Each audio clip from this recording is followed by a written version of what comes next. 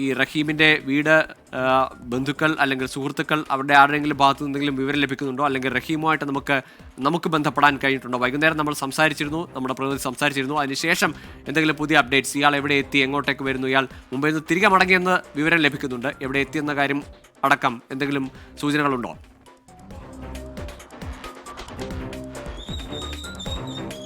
Google, ഞാനിപ്പോൾ നിൽക്കുന്നത് എടവണ്ണയിലാണ്. ഈ എടവണ്ണയിലാണ് അസ്ലം റഹീമിൻ്റെ വീട് ഉള്ളത്.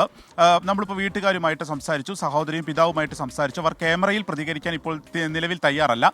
പക്ഷേ അവർ കാര്യങ്ങളൊക്കെ നമ്മോട് സംസാരിച്ചിട്ടുണ്ട്. അതായത് ഇന്നലെ രാവിലെയാണ് ഇവിടെ നിന്ന് അസ്ലം പോകുന്നത്.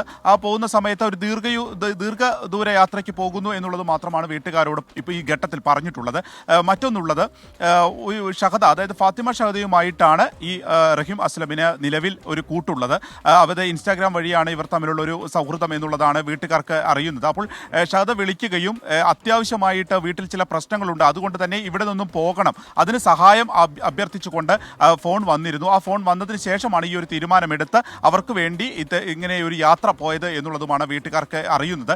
അശ്വതിയുമായിട്ടല്ല കൂട്ടം, ഷഹദിയുമായിട്ടായിരുന്നു കൂട്ടം. അവരുടെ വീട്ടിൽ ചില പ്രശ്നങ്ങളുണ്ട്, അതുകൊണ്ട് തന്നെ നീ വന്നാലും ഇല്ലെങ്കിലും ഞങ്ങൾ പോകും എന്നുള്ള രീതിക്കായിരുന്നു അവർ സംസാരിച്ചത് എന്നുള്ളതാണ് വീട്ടുകാർ ഇപ്പോൾ ഇതുമായി ബന്ധപ്പെട്ട് പ്രതികരിക്കുന്നത്. അപ്പോൾ അവർക്ക് ഒരു സഹായം എന്നുള്ള നിലയ്ക്ക് മാത്രമാണ് റഹീം അസ്ലം പോയത് എന്നുള്ളതുമാണ് വീട്ടുകാർ പറയുന്നത്. ഇന്നലെ രാവിലെയാണ് പോയത്.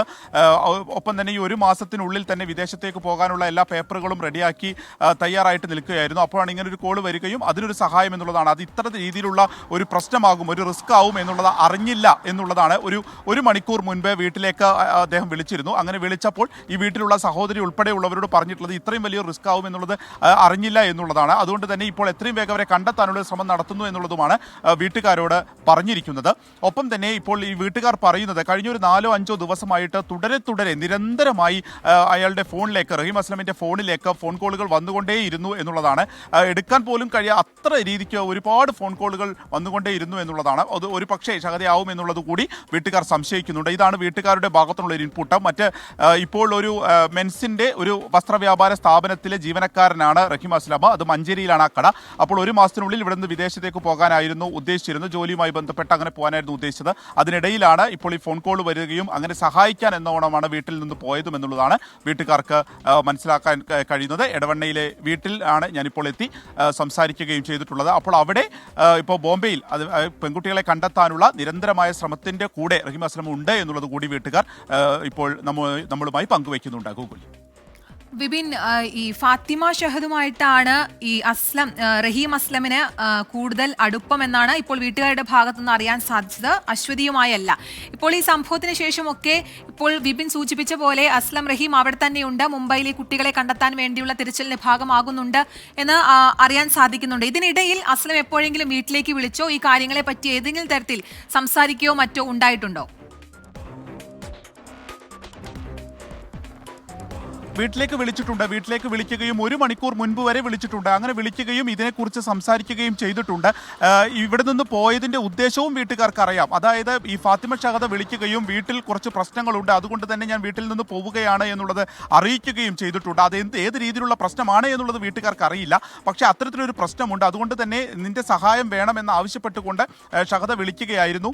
അത് ഒരു പക്ഷേ ഒരു 3-4 ദിവസമായിട്ട് നിരന്തരം ഫോൺ കോളുകൾ വരുന്നു എന്ന് പറയുമ്പോൾ ഇത്തരമൊരു ആവശ്യം പറഞ്ഞുകൊണ്ടായിരിക്കും എന്നുള്ളത് കൂടി വീട്ടുകാർ ഊഹിക്കുന്നുണ്ട്.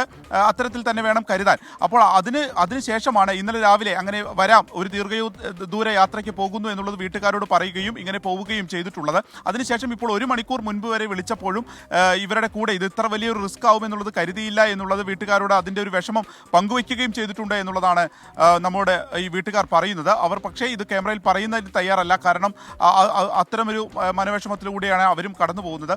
1 മാസത്തിനുള്ളിൽ തന്നെ ഇവിടെ നിന്ന് വിദേശത്തേക്ക് പോകുന്നതിനുള്ള പേപ്പറുകളൊക്കെ തയ്യാറാക്കി അങ്ങനെ ജോലി വരെ ബന്ധപ്പെട്ട് പോകാനൊക്കെയുള്ള ശ്രമത്തിലായിരുന്നു റഹീം അസ്ലം. അതിനിടയിലാണ് ഇപ്പോൾ ഈ കുട്ടികൾ ഒരു സഹായം അഭ്യർത്ഥിച്ചു. ആ സഹായം അഭ്യർത്ഥിച്ചതിന് വേണ്ടി, ആ സഹായത്തിന് ഒപ്പം നിൽക്കുന്നതിന് വേണ്ടി ഇവിടെ നിന്ന് കോഴിക്കോട്ടിലേക്ക് പോയി, അങ്ങനെ യാത്ര പോയി എന്നുള്ളതാണ് ഈ ഘട്ടത്തിൽ മനസ്സിലാക്കാൻ സാധിക്കുന്നത്. കൂടുതലായി പോലീസ് അത് ചോദ്യം ചെയ്തു വരികയാണ്. ഈ കുട്ടികളെ കണ്ടെത്തുക എന്നുള്ളതിനാണ് ഇപ്പോൾ പ്രാധാന്യം. അപ്പോൾ ആ രീതിക്ക് തന്നെയുള്ള ഒരു അന്വേഷണം മുംബൈ കേന്ദ്രീകരിച്ച് നടക്കുന്നു. എന്തായാലും 1 മണിക്കൂർ മുൻപ് വരെ വീട്ടിലേക്ക് ഇദ്ദേഹം വിളിച്ചിട്ടുണ്ട്. ഇതുമായി ബന്ധപ്പെട്ടുള്ള കാര്യങ്ങൾ വീട്ടുകാരുമായി പങ്കുവച്ചിട്ടുമുണ്ട്. കീർത്തന. ശരി, വിപിൻ സി വിജയനാണ് റഹീം അസ്ലമിന്റെ വീടിന്റെ ഭാഗത്ത് നിന്ന് നമുക്ക് വിവരങ്ങൾ നൽകിക്കൊണ്ടിരിക്കുന്നത്. 1 മണിക്കൂർ മുമ്പ് വരെ വീട്ടുകാരുമായി റഹീം അസ്ലം സംസാരിച്ചു. ഈ കുട്ടികൾക്കായി ആദ്യം സഹായം ചെയ്തു നൽകിയത് അദ്ദേഹമാണ് എങ്കിൽ കൂടി പലതവണ ഈ കുട്ടികളെ പിന്തിരിപ്പിക്കാൻ, ഈ ശ്രമത്തിൽ നിന്ന് പിന്തിരിപ്പിക്കാൻ ശ്രമിച്ചുവെന്നും അറിയാൻ സാധിക്കുന്നുണ്ട്. ഇപ്പോൾ അവിടെ ഈ തെരച്ചിലിന്റെ ഭാഗമായി തുടരുകയാണ് റഹീം അസ്ലം. മലപ്പുറം താനൂരിൽ നിന്നാണ് ഈ 2 കുട്ടികളെ കാണാതായത്. ഫാത്തിമ ഷഹദ്, അശ്വതി എന്നിവരെയാണ് കാണാതായത്. ബുധനാഴ്ച ഉച്ചയ്ക്ക് 12 മണിക്ക് ശേഷമാണ് തിരൂർ റെയിൽവേ സ്റ്റേഷനിൽ എത്തിയത്. താനൂർ ദേവദാസ് സ്കൂളിലെ +2 വിദ്യാർത്ഥികളാണിവർ. ഫാത്തിമ ഷഹദ, അശ്വതി എന്നിവരെ. ഇതിനിടയിൽ അവർ മുംബൈയിലെത്തി ഒരു സലൂണിലെത്തി ഹെയർ ട്രീറ്റ്മെന്റും മറ്റും ചെയ്തു. 10,500 രൂപ അവിടെ പണമായി നൽകി. വീട്ടിൽ എന്തൊക്കെയോ പ്രശ്നങ്ങൾ ഉള്ളതുകൊണ്ടാണ് എത്രയും വേഗം അവിടെ നിന്ന് നാടുവിടണം എന്നുള്ള തീരുമാനത്തോടെ ഫാത്തിമ ഷഹദ് അവിടെ നിന്ന് അശ്വതിക്കൊപ്പം മുംബൈയിലേക്ക് തിരിക്കുന്നു.